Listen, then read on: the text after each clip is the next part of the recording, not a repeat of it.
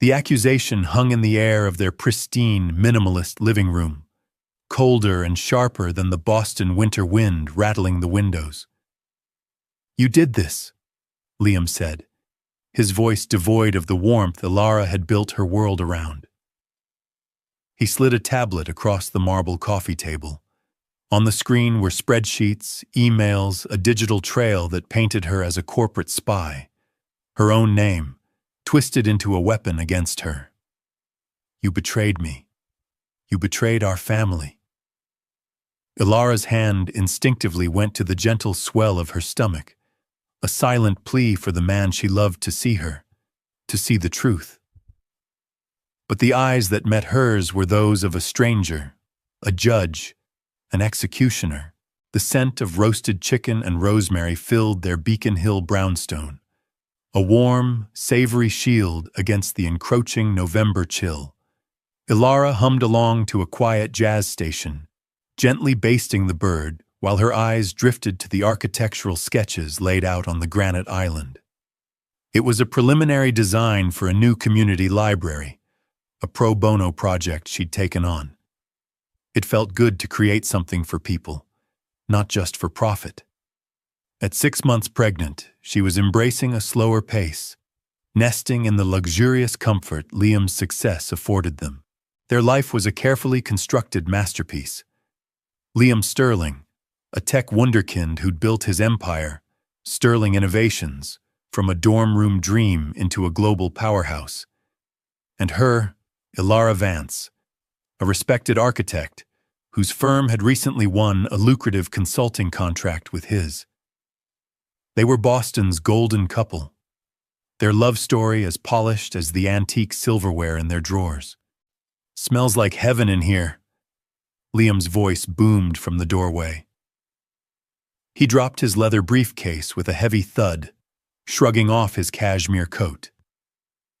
He looked exhausted, the lines around his blue eyes etched deeper than usual. Ilara smiled, wiping her hands on her apron as she went to him. "Tough day?" she asked, wrapping her arms around his neck and breathing in his familiar scent of expensive cologne and city air.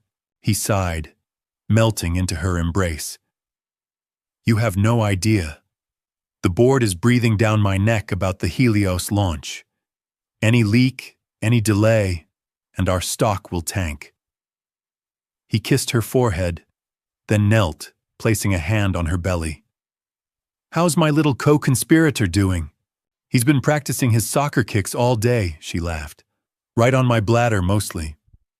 It was their nightly ritual, this quiet moment of connection that made the pressures of their world fade away. But lately, a new name had begun to punctuate these moments, a name that always seemed to be attached to Liam's stress. "Amelia. Thank God for Amelia," he said, straightening up as he loosened his tie. "She handled the press inquiries today. She's a shark. Managed to kill a negative story before it even got legs." Amelia Harding was Liam's COO, a woman who was as ruthlessly efficient as she was impeccably dressed. Ilara had met her a few times at company galas. She was sharp, beautiful, with an unnerving ability to hold your gaze a second too long. Ilara had tried to like her, for Liam's sake, but there was a coldness to her, a transactional quality to her every interaction that set Ilara's teeth on edge. "She seems very dedicated," Ilara offered, choosing her words carefully. "Dedicated doesn't even cover it," Liam said, grabbing a glass from the cabinet. "She's the only one who really gets what's at stake. She's been living at the office, practically." He paused, pouring himself a whiskey. "She actually flagged a potential security issue on the consulting side of the project today. With your firm's remote access portal, a prickle of unease ran down Ilara's spine. "Oh, my team lead didn't mention anything." She handled it directly. Said it was probably nothing, just a ghost in the machine. But she wanted to be thorough. She's always one step ahead. He took a long sip of his drink. "You know, I wish your team was half as proactive as she is. The criticism, though small, stung. Ilara's firm was one of the best in the city. We have excellent security protocols, Liam. We've never had a breach. I know, I'm just stressed. He ran a hand through his dark hair. Amelia's just on another level. She gets it. She gets me. The words hung in the air, heavier than he intended. She gets me. Ilara busied herself at the counter, her earlier joy evaporating like steam from a pot. She told herself it was the pregnancy hormones making her sensitive, the primal fear of a mother protecting her nest. Liam was stressed, and Amelia was his professional rock. It was nothing more. A week later, at a charity auction, the unease returned with a vengeance. Ilara was chatting with another architect when Amelia materialized at Liam's side, a vision in a sleek emerald dress. She placed a perfectly manicured hand on his arm, leaning in to whisper something in his ear. It was an intimate gesture, possessive. Liam laughed, his head tilted towards hers. For a moment, they looked like the couple, and Ilara, standing just a few feet away, felt like an outsider. She moved to join them, her smile feeling brittle. Amelia, good to see you. Amelia's eyes swept over Ilara's growing belly with a flicker of something unreadable before her professional mask snapped back into place. Ilara, you're glowing. Liam, we need to talk to Mr. Chen before he leaves. He's wavering on the Q3 investment. She didn't release his arm, instead giving it a slight tug. Right. Honey, you mind? Liam asked, already turning to go. Of course not, Ilara said, her voice lighter than she felt. She watched them walk away, a perfectly matched pair of predators cutting through the crowd. It wasn't just that Amelia was his COO. It was the way she looked at him, with a hunger that had nothing to do with business. And it was the way Liam was starting to look at Ilara, not with less love, but with a new, subtle distance, as if seeing her through a pane of glass someone else had installed. That night, as she lay in bed, feeling her son kick, a cold dread settled in her heart. The foundation of her beautiful life felt fragile, as if a fault line was tracing its way through their home, silent and unseen, waiting for the right moment to crack everything wide open. The first tremor came disguised as a technical glitch. Ilara was in her home office, finalizing a render for the library project, when an urgent email from her firm's IT department popped up. Mandatory security update, immediate action required. It looked legitimate, down to the company letterhead. She clicked the link, entered her credentials, and watched a progress bar fill. A few minutes later, her system was back to normal. She thought nothing more of it. 2 weeks later, the earthquake hit. It was a Tuesday afternoon. The sky outside was a bruised purple, threatening a winter storm. Liam had called her an hour earlier, his voice clipped and strange. Stay home. I need to talk to you when I get back. Don't go anywhere. The ominous tone had sent a spiral of anxiety through her. She'd been trying to call him back, but he wasn't picking up. Now she heard his key in the lock. The sound was harsh, violent. He walked into the living room, his face a granite mask of fury. He wasn't alone. Amelia was with him, standing just behind his shoulder, her expression a careful blend of concern and sorrow. It was a masterful performance. Liam, what's wrong? You're scaring me, Ilara said, rising from the sofa. That's when he slid the tablet across the coffee table. The moment from her nightmares. You did this. Her mind struggled to catch up with the venom in his voice. She picked up the tablet, her hands trembling. It was a file, a dossier of betrayal. There were emails, seemingly sent from her personal account to a competitor, containing sensitive data about the Helios project. Proprietary algorithms, launch timelines, marketing strategies. There were financial records showing a large payment into an offshore account that had been opened in her name.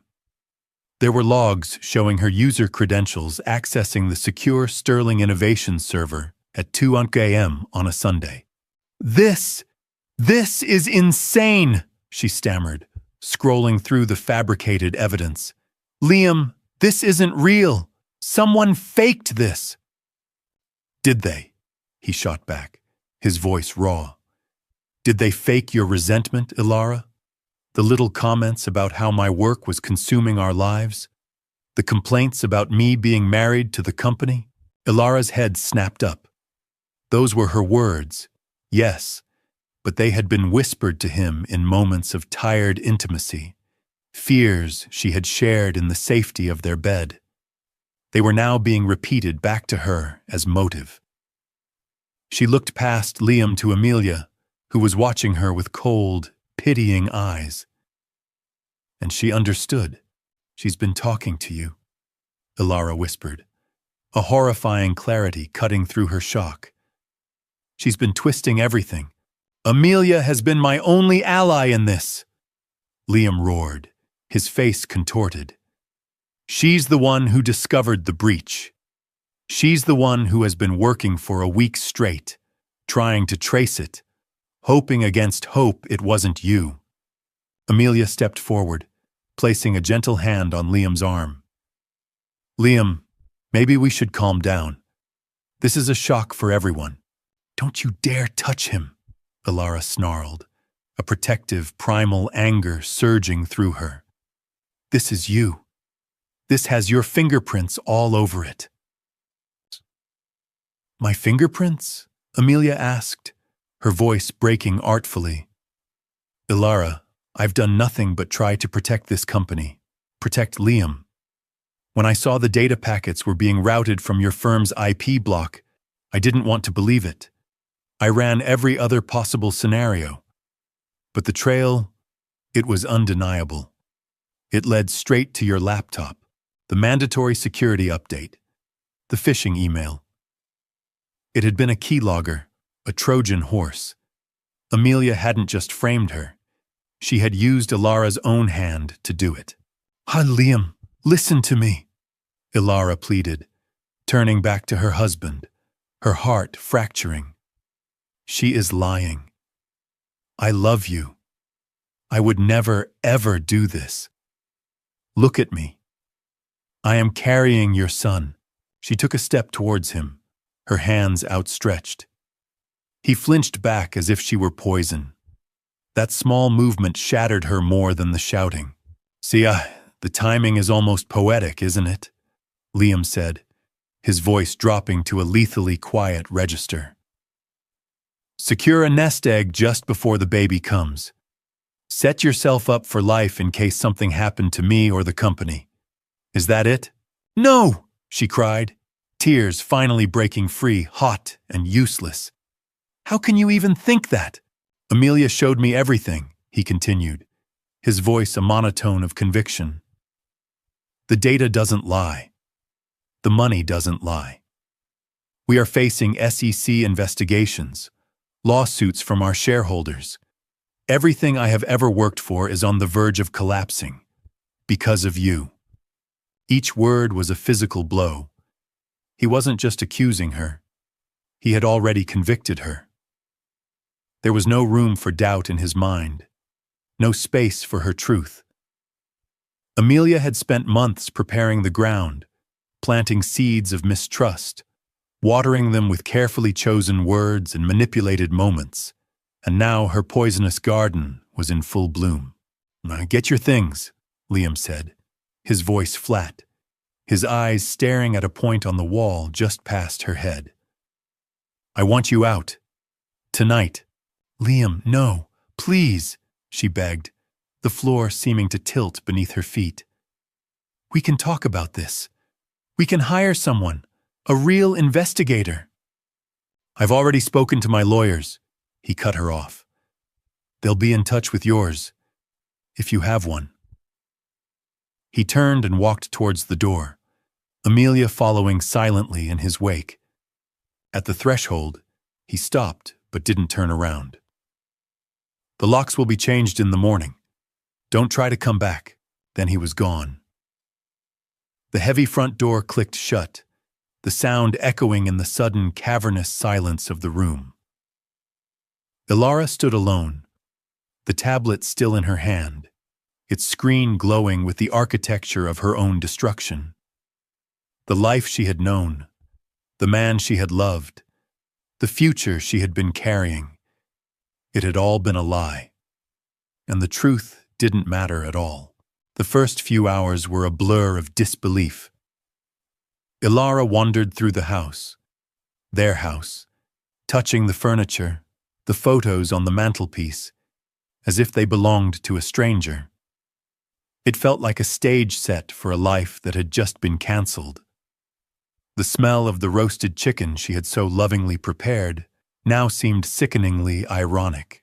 Reality began to seep in with the cold. Liam had turned off the heating remotely, a petty, cruel gesture that spoke volumes. Shivering, she packed a single suitcase, her movements clumsy and robotic. Clothes, her laptop, the ultrasound photos of their son. What else do you take when your life has been set on fire? Her credit card was declined when she tried to book a hotel room. A cold knot of dread tightened in her stomach. She tried another. Declined. He'd already cut her off. She checked her bank account on her phone. Balance, 0 $0. He had systematically, efficiently, and completely erased her. She drove aimlessly through the glittering streets of Boston, the Christmas lights mocking her despair. The car was in her name, a small Mercy, but it was running on fumes. She had nowhere to go. Her parents were gone, passed away years ago, and her closest friends were all enmeshed in Liam's world. Calling them would be useless. The story of her betrayal would have already been spun, Liam the victim, her the villainous, greedy wife. The next morning, the professional axe fell. A call from John, the senior partner at her firm. His voice was strained, official. Ilara, I don't know what to say. We've been informed by Sterling Innovations that our contract is terminated, effective immediately. They cited a major security breach originating from your consulting credentials. There was a pause. We have to let you go. And we're being investigated. Our reputation. Ilara, what did you do? I did nothing, John, she said, her voice hollow. I was framed. But the words sounded weak even to her own ears. The evidence was too complete, the narrative too clean. She was ruined. In a single day, she had lost her husband, her home, her career, and her reputation. She spent the next 2 nights sleeping in her car in a 24-hour supermarket parking lot, curled awkwardly in the back seat, the steering wheel digging into her pregnant belly. Each morning, she woke up with a gasp, the reality of her situation crashing down anew. She was a caricature of a tragedy, the pregnant, homeless woman cast out into the cold. On the 3rd day, desperate and hungry, she sold her engagement ring. The diamond Liam had chosen, which she had once thought symbolized their unbreakable bond, was slid off her finger and appraised by a pawnshop owner with bored eyes. He gave her a fraction of what it was worth, but the cash in her hand felt like a lifeline. It was enough for a room in a dingy motel by the highway, the kind with flickering fluorescent lights and the lingering smell of stale smoke. As she lay on the lumpy mattress, staring at the water-stained ceiling, the full weight of her isolation pressed down on her. It wasn't just the loss of comfort and security. It was the profound, soul-crushing loneliness. The man who had vowed to protect her, who had placed a hand on her stomach and promised their son the world, had not only abandoned her, but had actively orchestrated her destruction. The psychological warfare was relentless. Her name was dragged through the mud in financial blogs and gossip columns. Anonymous sources from Sterling Innovations painted a picture of a calculating, unstable woman. She stopped looking at the internet, but the shame followed her, a phantom presence in her motel room. Depression began to set in, a thick gray fog that made it hard to breathe, hard to even move. What was the point? Her life was over. Liam had won. Amelia had won. Sometimes she would place a hand on her belly and feel nothing, a terrifying numbness where maternal joy was supposed to be. The baby felt less like a promise and more like a complication, a tether to a life that had been violently ripped away.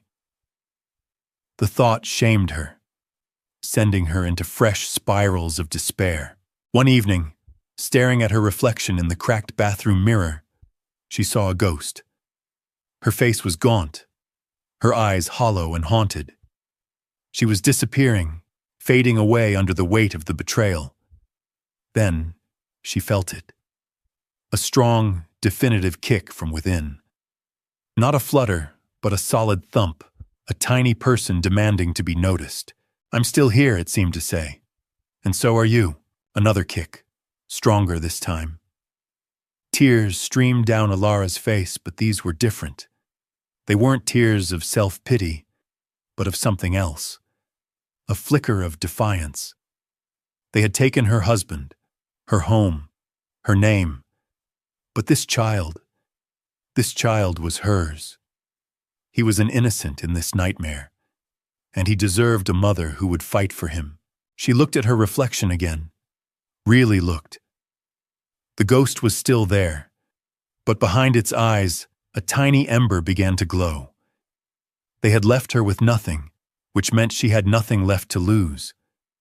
The fall had been brutal, shocking, and absolute. But she was at the bottom now, and the only way to go from the bottom was up. The thought didn't bring comfort, not yet. But it brought a sliver of purpose. And for now, that was enough. The pawnshop money didn't last long. Ilara knew the motel was a temporary stopgap, a way to bleed cash while she spiraled. With the last of her funds, she paid a deposit on a tiny, furnished room in a shared house in Dorchester, a world away from the manicured lawns of Beacon Hill. The room was sparse, a single bed, a rickety dresser, a window that overlooked a brick wall. But it was a roof. It was a start. Finding work was a humbling, brutal ordeal. The name Ilara Vance was now toxic in the architectural world. Her impressive resume was worthless. After dozens of rejections, she took the only job she could get, washing dishes and bussing tables at a small, family-owned diner called the Morning Star. The work was grueling. She spent hours on her feet, her back aching, her hands raw from hot water and cleaning chemicals. The smell of grease clung to her clothes and hair. Her co-workers were kind but wary, keeping a respectful distance from the quiet, obviously pregnant woman who carried a profound sadness in her eyes. She was an anomaly in their world, and she knew it. Yet, in the rhythm of the work, she found a strange sort of peace. There was no room for despair when you had to get 10 orders of pancakes out. There was an honesty to the exhaustion she felt at the end of each day, a physical ache that overshadowed the emotional one. She was earning her keep, dollar by dollar. She was surviving. Her most regular customer was a woman named Carol, who came in every morning at 7:00 a.m. sharp for black coffee and a crossword puzzle. Carol was in her late 60s, with sharp, intelligent eyes, a no-nonsense haircut, and a wardrobe of comfortable but well-made clothes. She had the air of someone who had seen it all and wasn't impressed by much. She was also the first person to truly see Ilara, One morning, as Ilara refilled her coffee, her hand trembled, sloshing a few drops onto the table. "Sorry," she mumbled, quickly wiping it up. Carol put her hand over Ilara's. Her skin was cool and dry. "It's all right, dear. You look like you're about to fall over. Sit down for a minute." "I can't, I'm working." "Sit," Carol said, her voice leaving no room for argument. Hesitantly, Ilara slid into the booth opposite her. "You're not built for this work," Carol stated, not unkindly. "Your hands are an architect's hands." Ilara stared at her, stunned. "How did you know? I was a corporate lawyer for 40 years. I know how to read people, and I know how to use the internet," Carol said with a wry smile. The story was messy. High-flying husband, a spectacular fall from grace, but it didn't add up. The accusations were too neat, too perfect. Smelled like a setup to me from the beginning. Tears welled in Ilara's eyes. To be believed, so simply and completely, by a total stranger, it was like a dam breaking inside her.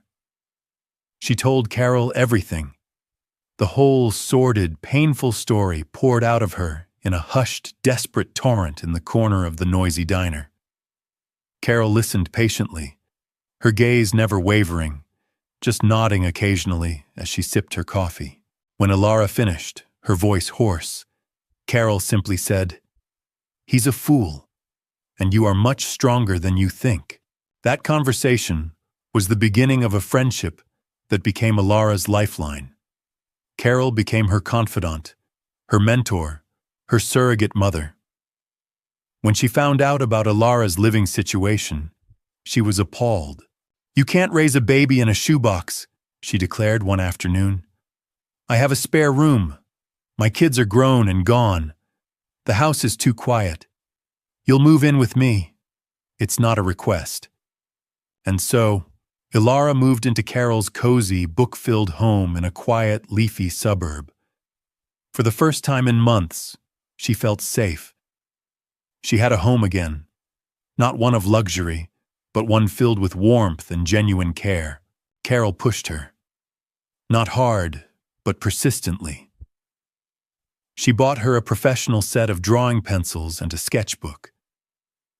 "You need to use your gift," she said. "Not for them, for you." At first, Ilara couldn't. The act of designing was tied to the life she'd lost. But one evening, sitting in the quiet living room, she started to sketch. She didn't draw buildings. She drew the faces she saw at the diner. She drew the gnarled oak tree in Carol's backyard. And slowly, she began to draw designs for baby furniture. A clever, convertible crib, a mobile with perfectly balanced, interlocking wooden birds. Her creativity, once a source of professional pride, became a form of healing. It was a way to process her pain and channel her hope. She was no longer Ilara Vance, disgraced architect. She was Ilara, a mother-to-be, creating a small, beautiful world for her son with her own two hands.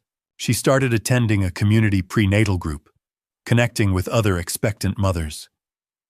They talked about morning sickness and nursery colors, not stock prices and corporate takeovers. It was a world grounded in simple, profound truths. Here, she wasn't a headline. She was just Ilara. Her belly grew, and with it, her strength. She was still scarred, still haunted by the ghost of her past life. But the embers of hope, first kindled by the kick of her unborn son, were being fanned into a steady flame. She was building a new foundation, not of steel and glass, but of resilience, friendship, and a fierce, quiet love for the child she would soon bring into the world. Liam's life, on the surface, had returned to a semblance of order. The Helios project, after a frantic period of damage control, was back on track. The threatened lawsuits had been averted, the scandal contained. Amelia, now a fixture in his home and his life, was a constant, reassuring presence at his side, the architect of his professional salvation. He should have been relieved. He should have been grateful. Instead, a quiet, corrosive unease was setting in. The Beacon Hill brownstone, once filled with Alara's warmth and laughter, now felt cold and cavernously empty, despite Amelia's attempts to fill it. She replaced Alara's muted, tasteful art with bold, abstract pieces that felt jarring and aggressive. She hosted lavish dinner parties for investors and board members, playing the part of the perfect corporate spouse with chilling precision. But there was no heart in it. The house was no longer a home. It was a showroom. Liam found himself increasingly irritated by small things. The way Amelia would talk down to the housekeeping staff, her voice dripping with condescension. The way she needed constant praise for every minor business victory. The way she would subtly disparage Alara, bringing her up in conversation only to highlight her own superior loyalty. "It's a miracle we saved the launch," she'd say, pouring him a drink. "If I hadn't caught what Alara did when I did, well, it doesn't bear thinking about." He would nod along, but the words started to ring hollow. He remembered Alara's passion for her work, her meticulous attention to detail. Betrayal for money seemed so grotesquely out of character. He had been so blinded by his panic and rage, so expertly guided by Amelia's narrative, that he had refused to see the woman he had known and loved for 5 years. The first real crack in his conviction appeared during a quarterly financial review. They were looking at the budget for the Helios project, specifically the line items from the period of the data breach. He noticed a consultancy fee paid to a third-party cybersecurity firm he didn't recognize. "What's this digital ghost firm?" he asked, pointing to the screen. Amelia glanced at it, barely breaking stride in her presentation. "Oh, that was the firm I hired to do the initial deep dive when I first suspected a leak. They were discreet, expensive, but they confirmed my fears and helped me gather the initial evidence against Alara." Something about her answer felt too smooth. "Why have I never heard of them? Why wasn't this in your initial report to me?" "It was a chaotic time, Liam," she said, her voice like silk. "I was managing a dozen crises at once. I paid them out of a discretionary fund to avoid raising alarms internally. I was protecting you, protecting the company. Does it matter?" It did. It mattered immensely. Liam had built his company on transparency. Hiding a vendor, especially one involved in such a critical incident, was a cardinal sin. For the first time, he didn't see a brilliant COO protecting her CEO. He saw a woman who was comfortable with secrets. That night, unable to sleep, he went into Alara's old home office. Amelia had wanted to change it into a guest room, but he'd forbidden it, a decision he hadn't understood himself at the time. It was exactly as Alara had left it. Her scent, faint and floral, still clung to the air. On her desk, beneath a stack of papers, was the sketchbook for the community library. He sat down and flipped through the pages. Detailed, beautiful drawings filled with light and purpose. This was the work of a creator, not a destroyer. He saw her notes in the margins, her elegant handwriting full of passion for the project. Could the woman who designed this beautiful, selfless space be capable of the ugly, selfish betrayal he'd condemned her for? His suppressed guilt, a beast he had kept locked away, began to stir. He remembered her face that day, the raw shock, the desperate plea in her eyes. He remembered the way she had clutched her pregnant belly, not as a shield, but as if trying to protect their son from his own father's monstrous words. He had called her a traitor. He had thrown her out, pregnant, with his child. The thought was a physical sickness. He stumbled into the bathroom and retched, his body convulsing with a shame so profound it felt like it was tearing him apart. He spent the rest of the night digging. He went back through old emails, text messages, calendars. He started piecing together a timeline, not of Ilara's supposed crime, but of Amelia's rise to power within his life. He saw the pattern now, the subtle whispers, the manufactured urgencies, the way she had slowly isolated him from his other advisors and from his wife. She hadn't just framed Ilara, she had groomed him, the CEO of a billion-dollar company, like a mark. He found an old email from Ilara, sent a month before the disaster. "I'm worried you're burning out," she'd written. "Amelia seems to be pushing you harder than ever. Please, let's take that weekend trip we talked about. I miss my husband." He had replied with a curt, one-line response, something Amelia had helped him draft. Can't. Too much at stake with Helios. He had chosen the company over his wife. He had chosen Amelia's ambition over Ilara's love. The seed of doubt had been planted, and now, watered by his suffocating guilt, it was beginning to grow into a terrifying, unshakable tree of suspicion. He had made a catastrophic mistake. The only question was how deep the deception went, and if it was too late to undo any of it. Liam felt like a man waking from a long, drugged sleep. The world he had accepted as reality was shimmering, threatening to dissolve.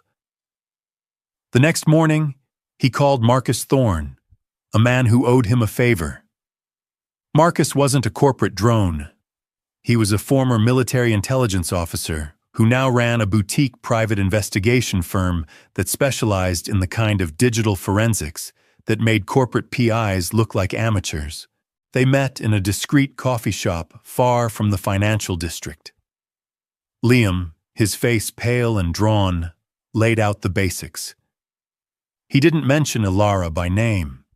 He simply said he had reason to believe the official report on the Helios data breach was flawed, and that he needed a fresh, untraceable investigation into its origins. "I want you to operate completely off the books, Marcus," Liam said, his voice low.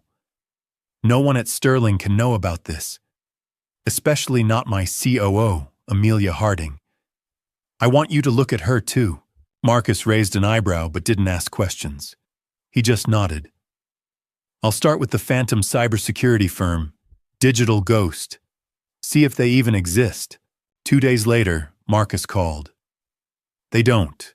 The company was a shell, registered to a P.O. box in Delaware and dissolved a week after you paid the invoice. The money was wired from there to an account in the Caymans." Liam's blood ran cold. "Keep digging." Marcus's next move was to get inside Sterling Innovations servers, not through the front door, but through the back.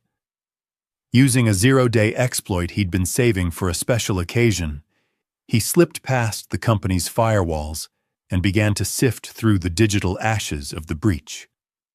He examined the raw data logs, the ones Amelia had supposedly used to build her case against Ilara. The evidence of a frame job, Marcus later explained, was glaringly obvious to a trained eye. It was clumsy, but effective, he told Liam over a secure line. The data packets weren't just routed from your wife's IP, they were mirrored.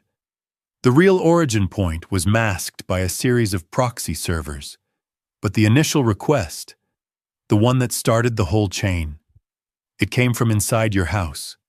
Specifically, from a desktop computer in your COO's office on the 34th floor. Liam felt the air leave his lungs. Amelia's office. "There's more," Marcus said. "She used a keylogger to get your wife's credentials. The phishing email was amateur hour, but it worked. But she made a mistake. She installed the keylogger from her own machine, and to cover her tracks, she used a cloud-based file shredder to wipe the installation logs. What she didn't count on was the cloud service having a 7-day rolling backup. The final piece of the puzzle, the smoking gun, arrived in Liam's encrypted inbox an hour later. It was an audio file recovered from that backup.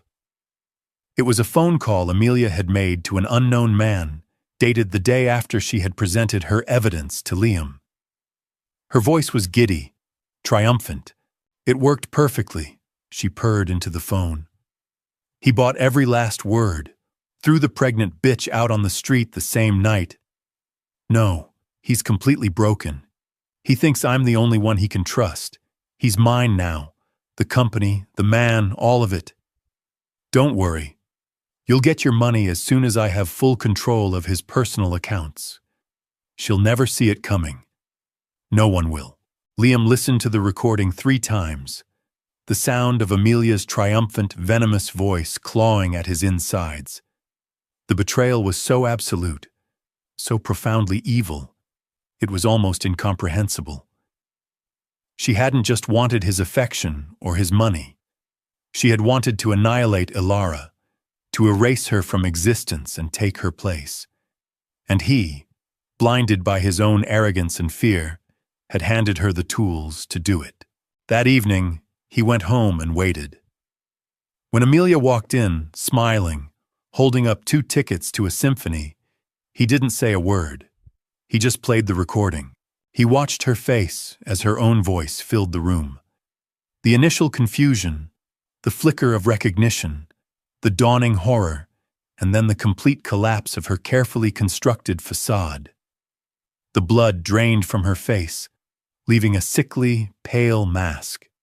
"Liam, I can explain," she stammered, the tickets fluttering from her hand to the floor.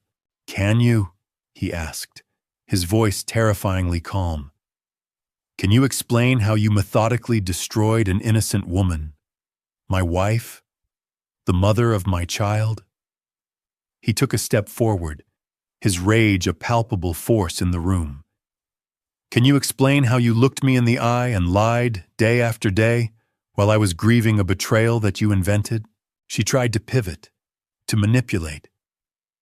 "I did it for you. For us. She was holding you back. She didn't appreciate you." "Get out!" he roared, the sound echoing off the cold marble floors. "Get out of my house. Get out of my company. Get out of my life." He picked up his phone. "I have security on their way up to escort you out. If you ever come near me, my family, or my company again, I will release this recording to the authorities, and I will spend the rest of my life ensuring you rot in a prison cell. Am I clear?" She stared at him, her eyes filled not with remorse, but with pure, unadulterated hatred for having been caught. She snatched her purse from the table and, without another word, turned and walked out of his life forever. The door closed, and Liam Sterling, the brilliant millionaire, the titan of industry, crumpled to the floor. He was alone in his silent, opulent tomb, surrounded by the wreckage of his own making, haunted by the ghost of the woman he had wronged so grievously. The truth hadn't set him free. It had imprisoned him in a hell of his own guilt. The days that followed were a blur of self-inflicted torment. Liam fired anyone at Sterling Innovations who had been complicit in Amelia's scheme, dismantling the network she had built. He worked with a feverish intensity, not for ambition, but as a form of penance. But the silence of the brownstone was his true punishment. Every room held a memory of Ilara, her laughter in the kitchen, her books by the fireplace, the faint indentation on her side of the bed that he still couldn't bring himself to sleep on. He was a ghost in his own life, haunted by the magnitude of what he had done. It wasn't just a mistake. It was a fundamental failure of character. He hadn't trusted the woman he vowed to love. He had believed the serpent. Finding Ilara became his obsession. It was the only thing that mattered. He started with her old friends, the ones he had so callously allowed to be poisoned against her. The calls were excruciating. He had to swallow his pride and admit the entire sordid truth, listening to their shocked silence, their anger, their disgust. He deserved it all. None of them knew where she was. She had vanished, cutting all ties to her old life. He hired Marcus Thorne again, this time for a personal mission. "Find her," he pleaded, his voice raw. "I just need to know she's okay." The search was harder than he expected. Ilara hadn't used her credit cards or her bank accounts. She had disappeared off the grid. It took Marcus 2 weeks to find a trail, a digital breadcrumb. Ilara had sold her car a few months back, a cash transaction in a town just outside Boston. From there, Marcus used old-fashioned legwork, showing her picture at diners, motels, bus stations. Finally, he found her. She was living in a small, quiet suburb called Northwood, renting a room from a retired lawyer named Carol Sterling. The irony of the last name was not lost on Liam. "She looks healthy," Marcus reported over the phone. "Very pregnant. Seems to have a quiet life. I saw her at a community center, at some kind of class for new moms." Liam drove to Northwood the next day, his heart hammering against his ribs. He parked his car down the street from Carol's house, a modest but well-kept home with a sprawling oak tree in the front yard. He waited for hours, feeling like a stalker. Just before dusk, he saw her. Ilara emerged from the house, walking alongside an older woman. Carol, he presumed. She was wearing a simple maternity dress, her dark hair pulled back in a ponytail. Her face was fuller, softer, and she was smiling. Not a polite society smile, but a genuine, easy smile as she chatted with her friend. She looked peaceful. She placed a hand on her belly, a gesture so familiar it made his chest ache. She was no longer the broken, terrified woman he had cast out. She was whole. She had rebuilt her life from the ashes where he had left her. She had done it without him, without his money, without his name. She had done it on her own. The realization was a punch to the gut. He had come here with a vague, half-formed fantasy of a tearful reunion, of him begging for forgiveness and her falling into his arms. The nightmare finally over. But her life wasn't a nightmare anymore. He was the nightmare. He was the ghost from a past she had survived and overcome. To approach her now, to rip open those wounds for the sake of his own absolution, suddenly felt like the most selfish act of all. He watched until she went back inside the house, the warm light from the windows spilling onto the lawn. That was her world now, a world of safety and peace, a world she had built to keep monsters like him out. He drove back to Boston under a starless sky, the weight of his confession sitting like a stone in his throat. He had found her, but he was more lost than ever. He knew he had to talk to her, had to tell her the truth. But he also knew, with a certainty that chilled him to the bone, that the words, "I'm sorry," would never be enough to bridge the chasm he had blasted between them. It took Liam another week to build the courage to act. He couldn't live with the lie any longer, regardless of the outcome for himself. He sent a simple, carefully worded text message to the old number he knew she no longer used, hoping it was somehow still connected to an account she might check. "Ilara, it's Liam. I know the truth about everything. All of it. I need to explain. Not for me, for you. Can we please talk?" To his astonishment, a reply came a day later. Not from the number, but from an anonymous email address. "Northwood Park, tomorrow, 3 p.m., come alone." The message was from Carol. The park was quiet on the weekday afternoon.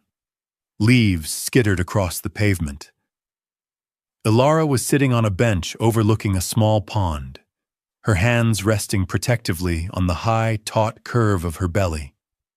She looked beautiful and formidable. When she saw him approach, her face remained neutral, a carefully constructed mask of composure. He knew, however, that a storm of emotion must be raging beneath the surface. He stopped a few feet away, not daring to sit beside her. "Thank you for meeting me," he said, his voice hoarse. "I'm not here for you," she said, her voice steady and clear, though he could see the tension in her jaw. "I'm here because I decided my son deserves to know his father isn't a monster. I'm hoping you can convince me I'm right." The barb hit its mark. He deserved it. He didn't offer excuses or platitudes. He simply began to talk. He told her everything, starting from his own fear and insecurity, his susceptibility to Amelia's poison. He detailed the entire frame-up, the keylogger, the shell company, the recovered audio file. He spared no detail of his own weakness, his blindness, his unforgivable cruelty. He laid his soul bare on the cold ground of the park. "Well, I didn't just fail you, Alara," he finished, his voice breaking. "I failed our son. I failed myself. I became a man I don't recognize, and the only good thing in my life, the only pure thing, was you, and I destroyed it. I threw it away because I was weak." Tears were streaming down Alara's face, silent and hot. They were tears of validation, of grief for the life they'd lost, of anger at the sheer, calculated malice of Amelia's plot. He had expected shouting, rage, but her quiet sorrow was so much worse. "And I knew it," she whispered, more to herself than to him. "In my heart, I knew I wasn't crazy. But you made me believe I was." "I know," he said, his own tears falling freely now, "and I will spend the rest of my life regretting it." He took a step closer, his hands clenched at his sides. "I will give you anything, Alara. A settlement that will ensure you and our son are secure for the rest of your lives. My name for him, if you'll have it. I will do whatever it takes to try and make this right." She took a long, shaky breath, wiping her tears with the back of her hand. She looked at him then, truly looked at him, and for the first time, the power imbalance was gone. She held all the cards. "I don't want your money, Liam," she said, her voice gaining strength. "I have a life here, a small one, but it's mine. I earned it. Carol helped me file a lawsuit against my old firm for wrongful termination. We settled out of court. I have enough to start over. My way." She stood up, a movement that was both graceful and weary. "My son will have my name, Vance. He will be raised in a home where trust is the foundation, not a commodity to be bought and sold." His heart sank. This was it. The final door closing. "You came here and you told me the truth," she continued, her gaze unwavering. "That's more than I ever thought I'd get. It gives me closure, but it doesn't erase what happened. You're too late to fix us, Liam. There is no us to fix." She paused at the edge of the path, turning back one last time. "But maybe you're not too late to be his father. A father, not my husband. If you can prove over a very long time that you are the man you should have been, then maybe our son can have you in his life." And with that, she turned and walked away, leaving him standing alone by the pond. He had confessed. He had been absolved of nothing. Redemption wasn't a single act of apology. It was a long, arduous path. A path he would have to walk alone, hoping it might one day lead him back, not to her side, but to the side of the son he had almost lost before he was even born. Ilara's journey from a gilded cage of betrayal to a quiet life built on her own strength is a powerful testament to the resilience of the human spirit. She didn't find a storybook ending. She found something far more real and valuable: herself. Liam's confession was not an ending, but the beginning of a long, uncertain road toward earning a place in his child's life. If Ilara's story of survival and inner strength moved you, please honor her journey by hitting the like button, sharing this video with someone who needs a reminder of their own power, and subscribing for more emotional stories that reflect the complexities of real life. What do you think Liam's first step should be to prove he's changed? Let us know in the comments below.